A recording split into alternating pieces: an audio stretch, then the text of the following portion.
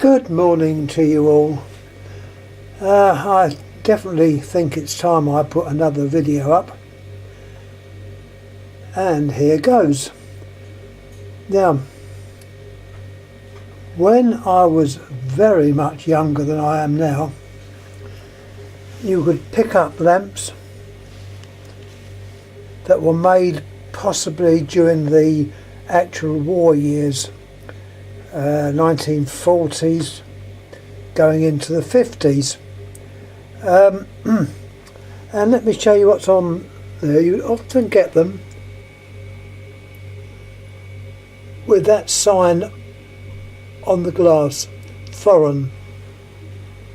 I'm pretty sure the etch is inside etch.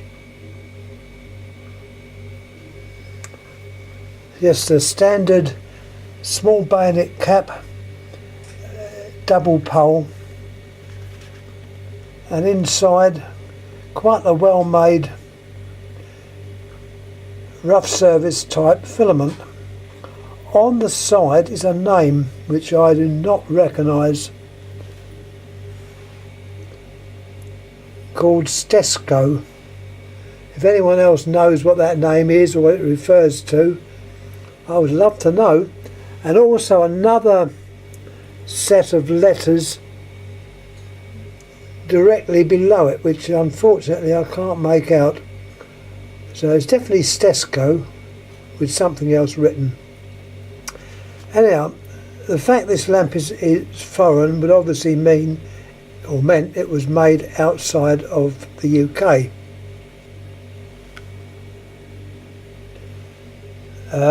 With a small bayonet cap. Now I can show you it alight. There's nothing on it to indicate what wattage it is. Possibly 25 watts, might even be 40, but I think it's probably 25. I can make out the wording 220 just, so it's obviously on R220 volts. Let's have a little look at it alight. As I say, we're doing 3 lamps today. Let's wind the old.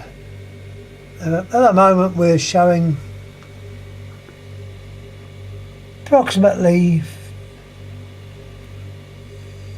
60 volts on it. So it's obviously a 220 volt lamp. There's it is at 100 volts. I won't wind it right up. Remember, these things are old and need a little bit of care. Oh, that's it at just under 200 volts. I'll turn it up a bit and we have a look at the, can we see the filament? It's not very clear, but it's there.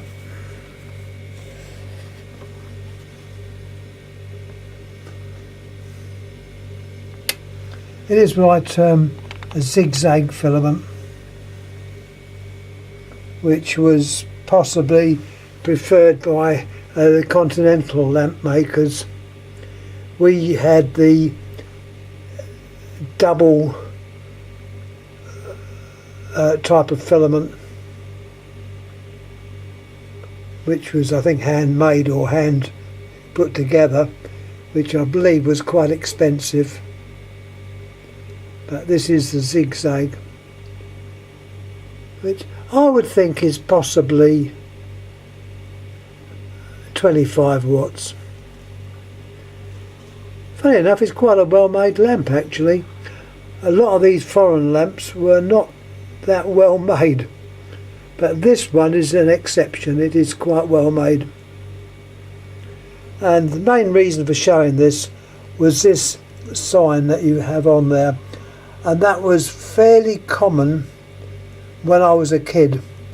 You could pick the odd lamp up and it would have that circular wording, foreign.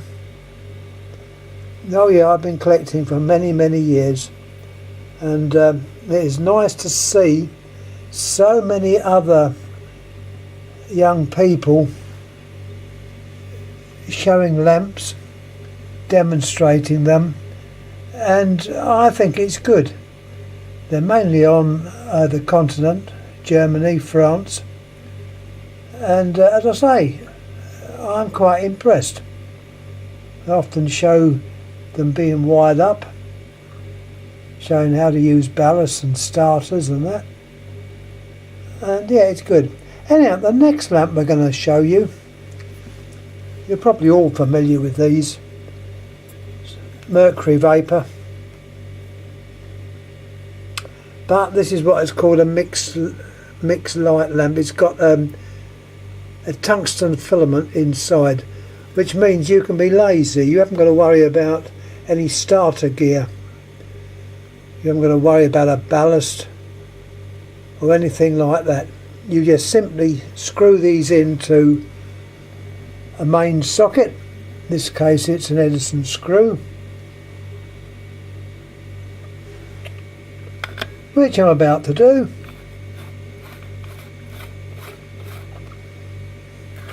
One thing I will say about lamp collectors, they've all, without exception, got the gift of the gab, and that is a friendly term to say that they love talking, and I don't think I'm an exception from this. I'm not. I suppose I love the sound of my own voice. It's only natural. But I'm the prop thing, and I'm always pleased when they do say a lot. Mind you, in some cases I don't understand what they're talking about. I'm slowly picking up some of the words,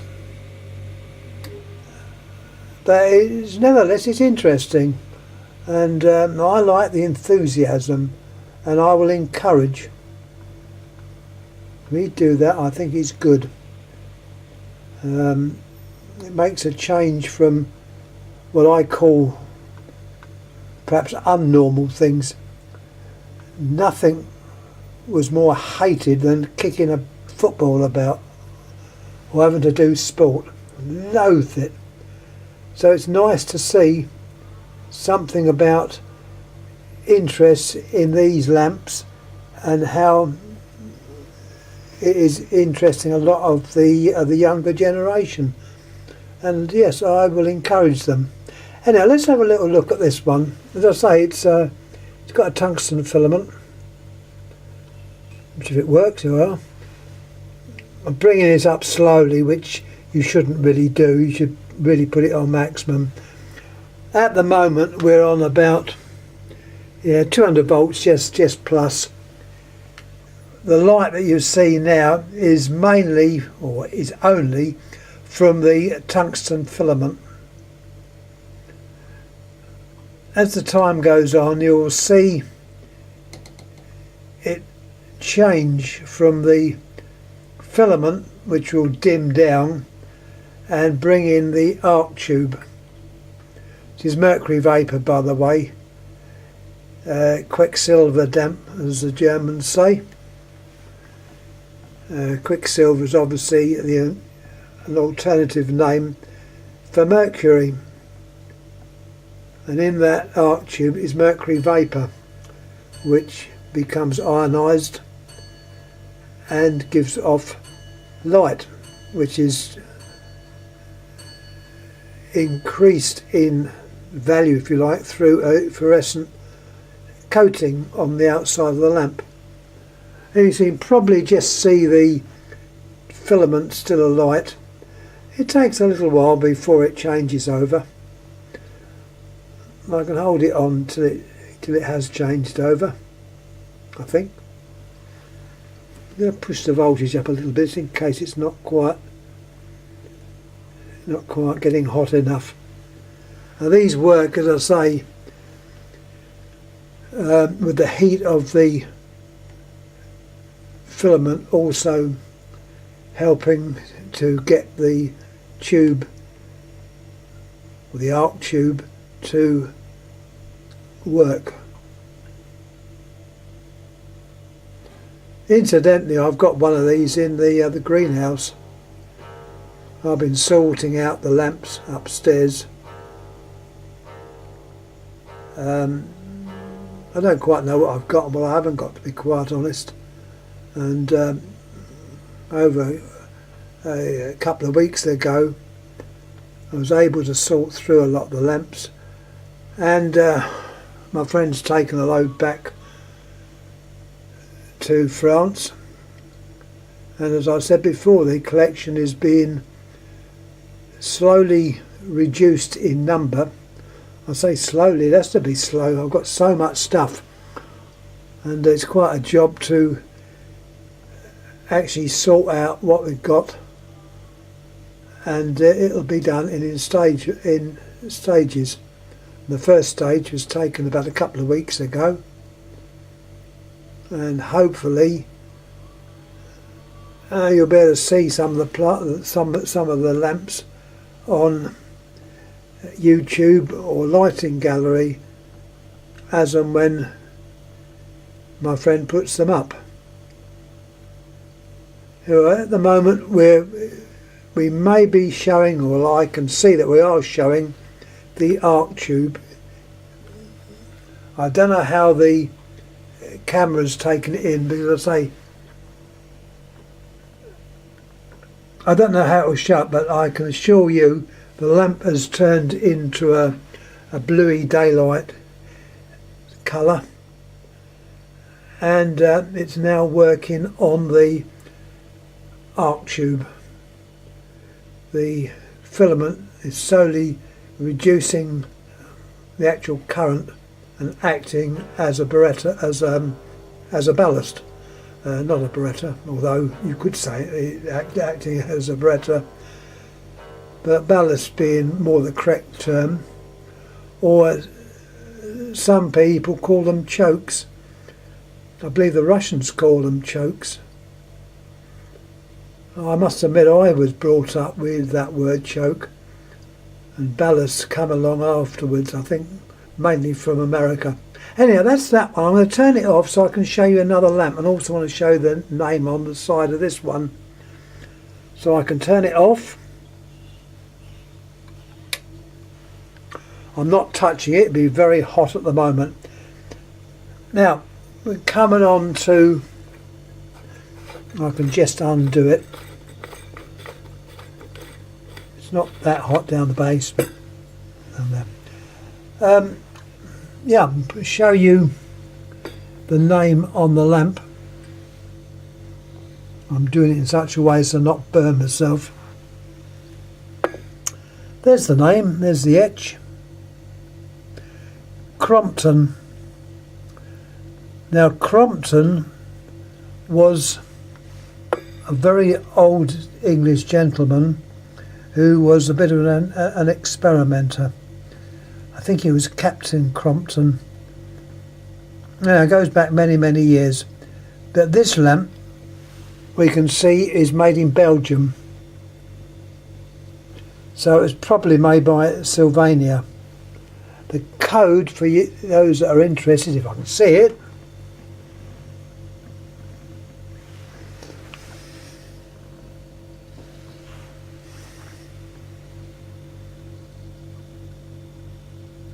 hold on, there's something there. Let me adjust the lamp.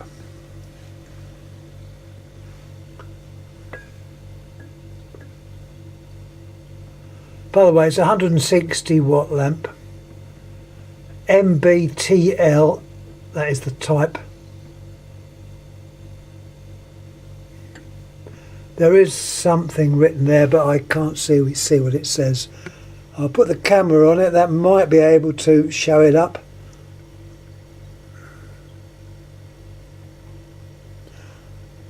Well, there's the code at the bottom. That will tell you when it was made and presumably what factory it was made. But it's in Belgium, so I would imagine it was Sylvania. Also looking, see if I can show you if it's going through the actual arc tube and the filament. The lead-in wires is still very hot, by the way. one leading wire is much thinner than the other, which would act as a fuse. It's not encapsulated in a glass tube. It's just the wire itself is made to be thinner, which we also found in incandescent lamps. Now put that one down.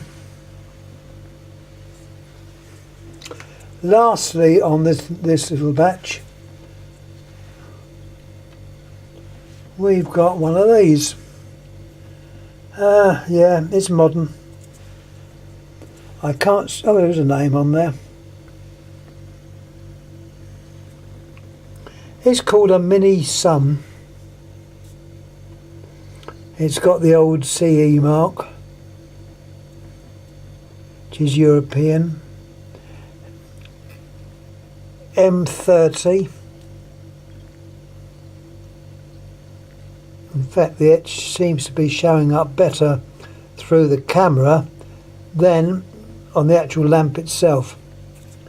Anyhow, dare I say what it is an LED lamp.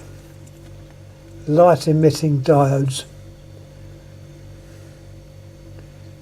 Let's have a little look at it alight. Let's say the wattage on these is very, very low, and they are cheaper to run. Now, having said that, it's 240 volt, 10 watt.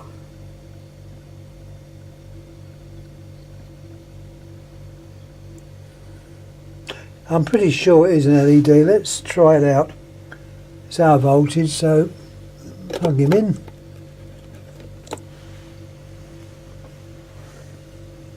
And wind her up.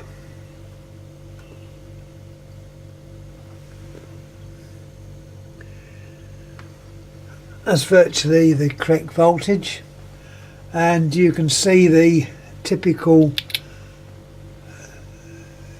kind of colour rendering you'd get from LED lamp.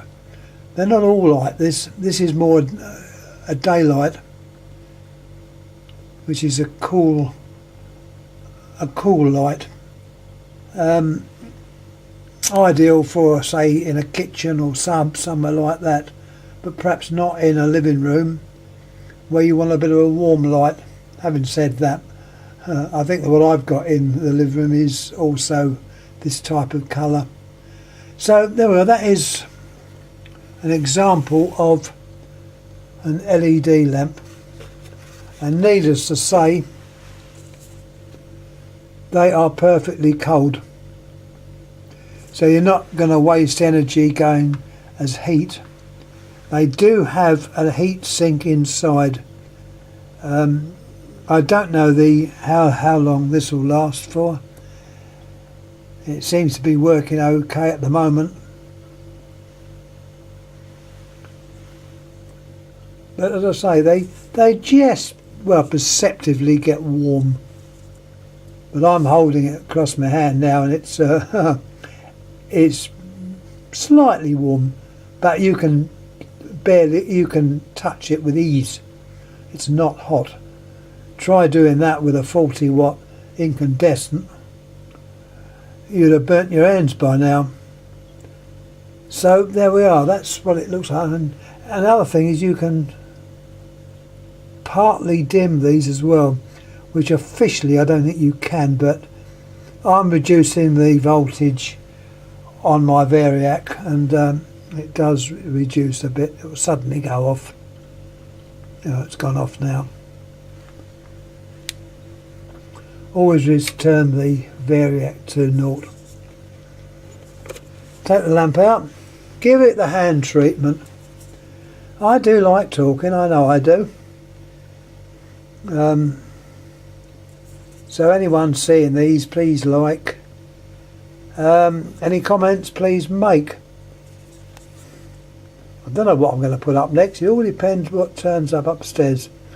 As I say, I'm slowly going through the collection because I'm contemplating the next set of lamps, which will be going across to my dear friend the trip over there in several weeks' time, if we're allowed to, if Brexit doesn't put a bar on it all. And I'm sorry to mention Brexit, but I'm very concerned. As I said before, I remember what it was like going to Europe before we joined. You needed green card insurance. Every border you crossed, you had to line up, you had to get your passport out, and things were quite difficult. Also, customs. Now, if you buy a product on the continent, when I say the continent, I mean Europe, you don't have to pay any charges. That's all going to change. So be prepared to pay high charges, and travel is going to be made much more difficult. As I said, we've been forced, not really forced, but the stories have been given that everything's going to be so marvellous after we leave. Well, I can assure you it's not going to be marvellous. I'm dreading it. In fact, okay, I'm probably more European than English. There's lots of things happening over here which I do not like. And apart from that, I'm half Canadian, so if anyone wants to have a go at me, I'm ready. I'll have a go. But anyhow, getting back to the lamps, it is a good hobby. And as you know, a lot of you know also I grow cacti. I keep various antiques, which will also be going across to my friend in time. The cacti and the greenhouses will go to another friend who's very keen on the plants. He's in England, whereas my bulb friend is on the continent in France. So anyhow, that's how it goes today. I'll probably put another lamp up, as I say. Probably start to... I'm going to go row by row on the collection upstairs. And as I say, I'm going to try and sort out some lamps to take over to the continent.